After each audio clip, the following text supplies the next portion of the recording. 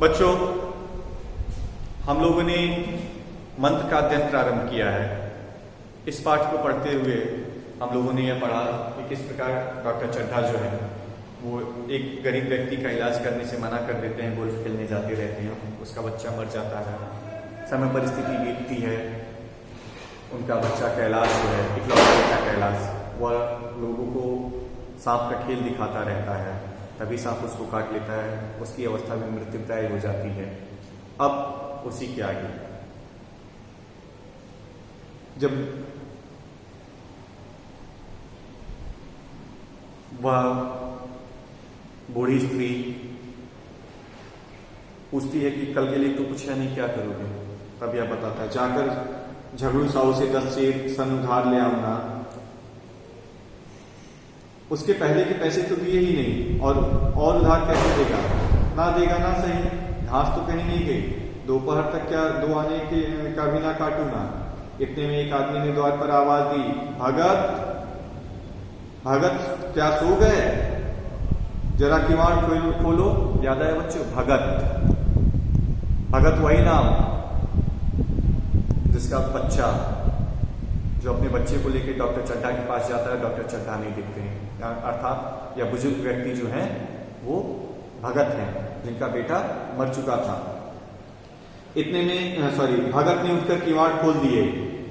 एक आदमी ने अंदर आकर कहा, कुछ सुना? डॉक्टर चड्ढा बाबू के लड़के को सांप ने काट लिया। भगत ने चौंक कर कहा, चड्ढा बाबू के लड़के को? वही है ना जो छावनी के बंगले में रहते हैं? इनको याद आता है, भगत को याद आता है। हाँ वही, शहर में हल्ला मचा हुआ है, जाते हो तो जाओ, आदमी बन जाओगे। बुद्धे ने कठोर भाव से सिर हिलाकर कहा, मैं नहीं जाता, मेरी बला जाए। वही चड्ढा है, खूब जानता हूं। भैया को लेकर उन्हीं के पास गया था, खेलने जा रहे थे, पैरों पर गिर पड़ा। एक नजर देख लीजिए, मगर सीधे मुंह बात तक ना की। भगवान बैठे सुन रहे थे। अब जान पड़ेगा कि बेटे का गम कैसा होता है। कई लड़के हैं, ठीक है।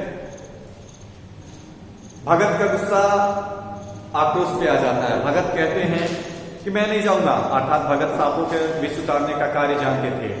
भगत कहते हैं बहुत अच्छा हुआ है, उसके बेटे को सांप ने काट लिया, बहुत अच्छा हुआ। अब जब उसका बेटा मरेगा तब उसको पता चलेगा कि बेटे के मरने का दुख क्या होता है।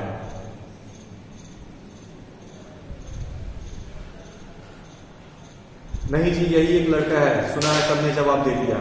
भगवान बड़ा कारसाज है। उस वक्त मेरी आंखों से आंसू निकल पड़े थे, पर उन्हें तनिक भी दया ना आई थी। मैं तो उनके द्वार पर होता तो भी ना पूछता। भगत कहता है कि कुछ भी हो जाता, मैं नहीं पूछता। जब मेरे बच्चे को बीमारी थी और मैंने उनसे अनुनय भी नहीं किया तो उन्होंने भी देखा, तो मैं तो उनके दरवाजे पे भी खड़ा अगर इस समय होता, फिर भी मैं सांप का मंत्र ना पढ़ता। तो ना जाओगे? हमने जो सुना था सो कह दिया। भगत कहते अच्छा किया, कलेजा ठंडा हो गया, आंखें ठंडी हो गई, लड़का भी ठंडा हो गया होगा। कलेजा ठंडा हो गया अर्थात जो बहुत दिनों से कलेजे में जलन थी कि हाँ उन्होंने मेरे बेटे को मार लिया, या क्योंकि मेरा कलेजा ठंडा हो गया, मेरा कलेजा शांत है। आंखें भी ठंडी हो गई और लड़का भी ठंडा हो गया होगा। लड़का ठंडा होना यहाँ पे एक मुहावरा है। ठंडा होने का मतलब मर गया होगा। तुम जाओ, आज चैन की नींद सोऊंगा। बुढ़िया से जरा तंबाकू दे दो, एक चीलम और पीऊंगा। अब मालूम होगा लाला को, सारी साहबी निकल जाएगी। हमारा क्या बिगड़ा? लड़के के मर जाने से कुछ राज तो नहीं चला गया। जहाँ 6 बच्चे गए थे वहां एक और चला गया। तुम्हारा तो राज सुना हो जाएगा। उसी के वास्ते सबका गला दबा कर जोड़ा था ना। अब क्या करोगे? एक बार देखने जाऊंगा, पर कुछ दिन बाद मिजाज का हाल पूछूंगा। सोचिए बुढ़े के अंतर मन में कितना इस समय द्वंद था। बुढ़ा कितना परेशान था, जो वह वृद्ध व्यक्ति कितना इस समय परेशान था, जो कि किसी के मरने पे खुशी प्रकट कर रहा था। कैलाश को उसने कभी देखा नहीं था, लेकिन डॉक्टर चड्ढा के उस आचरण ने इसको इतना झकझोर के रख दिया था कि ये किसी के मरने पे प्रसन्नता व्यक्त कर रहा था। आदमी चला गया, भगत ने किवाड़ बंद कर लिए, तब चीलम पर तंबाकू रखकर पीने लगा। बुढ़िया ने कहा, इतनी रात गए, जाड़े पाले में कौन जाएगा? वृद्ध व्यक्ति अर्थात भगत कहते हैं, अरे दोपहर ही होती तो मैं ना जाता, सवारी दरवाजे पर लेने आती तो भी मैं ना जाता, भूल नहीं गया हूँ। पन्ना की सूरत आज भी आंखों में फिर रही है। इसी निर्दयी ने उसे एक नजर तक नहीं देखा। क्या मैं ना जानता था कि वह ना बचेगा? खूब जानता था। चड्ढा भगवान नहीं थे कि उनकी एक निगाह देख लेने से अमृत बरस जाता। नहीं, खाली मन की दौड़ थी, जरा तसल्ली हो जाती, बस इसलिए उनके पास दौड़ा गया था। अब किसी दिन जाऊंगा और कहूंगा, क्यों साहेब, कहिए क्या रंग है? दुनिया बुरा कहेगी, कहे कोई परवाह नहीं। छोटे आदमी में तो सब ऐब होते हैं, बड़ों में कोई ऐब नहीं होता, देवता होते हैं। भगत के लिए जीवन में यह पहला अवसर था कि ऐसा समाचार पाकर वह बैठा रह गया। 80 वर्ष के जीवन में कभी ना हुआ था कि शाम की खबर पाकर वह दौड़ा ना गया हो। माघ पूस की अंधेरी रात, चैत वैसाख की धूप और लू, सावन भादों की चढ़ी नदी और नाले, किसी की कभी उसने परवाह ना की थी। वह तुरंत घर से निकल पड़ता था, निस्वार्थ, निष्काम, बिना किसी स्वार्थ के, बिना किसी काम के, ठीक है, बिना किसी लालच के हो जाता था। जब कभी सुन लेता था कि यहाँ किसी को सांप काट लिया है, वह जाता था और उसे बचाता था। परंतु आज वह डॉक्टर चड्ढा की लड़की को जब सांप काटने का खबर पा गया तो वह अंदर से आह्लादित हो रहा है, वह अंदर से खुश हो रहा है, वह नहीं जाना चाह रहा है। यह एक पुण्य कार्य है, लेन देन का विचार कभी दिल में नहीं आया। ऐसा काम ही ना था, जान का मूल्य कौन दे सकता है, यह एक पुण्य कार्य है। सैकड़ों निराशों को उसके मंत्रों ने जीवन दान दे दिया था, पर आज वह घर से कदम नहीं निकाल सका। यह खबर सुनकर सोने जा रहा था। बुढ़िया ने कहा, तंबाकू अमेठी के पास रखी हुई है, उसको भी आज 2.5 पैसे हो गए, देती ही ना थी। बुढ़िया यह कहकर लेटी। बुढ़े ने कुप्पी बुझाई और कुछ देर खड़ा रहा, फिर बैठ गया, अंत में लेट गया, पर यह खबर उसके हृदय पर बोझ के भांति रखी हुई थी। अर्थात बुढ़ा व्यक्ति ऐसा नहीं था बच्चों, बुढ़ा व्यक्ति जो था, बुजुर्ग व्यक्ति जो था, वो परेशान हो रहा था, अंदर ही अंदर उसकी आत्मा उसको धिक्कार रही थी कि नहीं, उसको जाना चाहिए। लेकिन कहीं ना कहीं वो स्वार्थवश घिरा हुआ था, उसको बदला लेना था। उसे मालूम हो रहा था कि इसकी जैसे कोई चीज खो गई है, जैसे सारे कपड़े गीले हो गए हैं या पैरों में कीचड़ लगा हुआ है, उसके मन पे कोई बैठा हुआ है, उसे घर से निकलने के लिए कुरेद रहा है। बुढ़िया जरा देर में खराटे लेने लगी। बुढ़े बातें करते करते सोते हैं और जरा सा खटका होते ही जागते हैं। जब भगत उठा, अपनी लकड़ी उठा ली और धीरे से किवाड़ खोला। सोचिए, वह जाने के लिए तैयार हो रहा था। बुढ़िया ने पूछा, कहाँ जाते हो? कहीं नहीं, देखता हूं कितनी रात है। बुजुर्ग व्यक्ति ने कहा, कहीं नहीं जा रहा हूं, बस देख रहा हूं कितनी रात है। अभी बहुत रात है, सो जाओ। नींद नहीं आती। नींद काहे को आएगी, मन तो चड्ढा के घर पे लगा हुआ है। चड्ढा ने मेरे साथ कौन सी नेकी कर दी है जो वहां जाऊं? वहां आकर पैरों पे पड़े तब भी ना जाऊं? उठे तो तुम इसी इरादे से हो?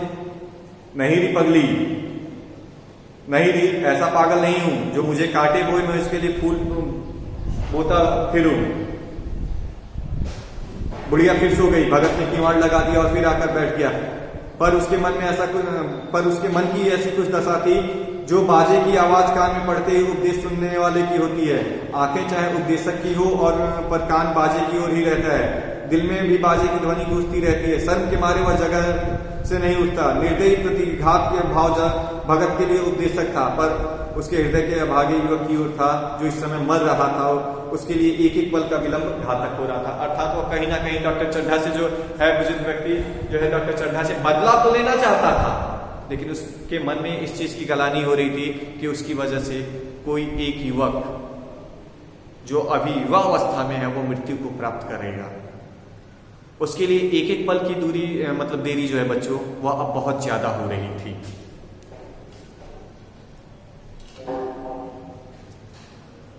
उसने फिर किवाड़ खोला इतने धीरे से कि बुढ़िया को खबर ना हुई। बाहर निकल आया। उसी वक्त गांव के चौकीदार गश्त लगा रहा था। बोला, कैसे उठे भगत? आज तो बड़ी सर्दी है। कहाँ, कहीं जा रहे हो क्या? भगत ने कहा, नहीं जी, जाऊंगा कहाँ, देखता था अभी कितनी रात है, भला कै बजे होंगे? चौकीदार बोला, 1 बजा होगा और क्या। अभी थाने से आ रहा था तो डॉक्टर चड्ढा बाबू के बंगले पर भीड़ लगी हुई थी। उनके लड़के का हाथ तो तुमने सुना होगा, कीड़े ने छू लिया है, चाहे मर भी गया हो। तुम चले जाओ तो शायद बच जाए। सुना है 10,000 देने को तैयार है। भगत, मैं तो ना जाऊं, चाहे वह 10 लाख भी दे। मुझे 10,000 या 10 लाख लेकर क्या करना है? कल मर जाऊंगा, फिर कौन भोगने वाला बैठा है? चौकीदार चला गया। भगत ने आगे पैर बढ़ाए। जैसे नशे में आदमी की देह अपने काबू में नहीं रहती, पैर कहीं और रहता है, पड़ता है। कहता कुछ है, जबान से निकलता कुछ है, यही हाल उस समय भगत का था। मन में प्रतिकार था पर कर्म मन के अधीन ना था। उसने कभी तलवार नहीं चलाई, वह इरादा करने पर भी तलवार नहीं चला सकता था। उसके हाथ कांपते थे, उठते ही नहीं थे। ठीक है बच्चों, भगत की जो अंतर्दशा थी वो बहुत बुरी थी। वह नहीं चाह रहा था कि मैं जाऊं, भगत एकदम नहीं चाह रहा था कि मैं जाऊं, लेकिन फिर भी उसके कदम खुद ब खुद डॉक्टर चड्ढा के घर की तरफ चल पड़े। तो इस अगली वीडियो में धन्यवाद।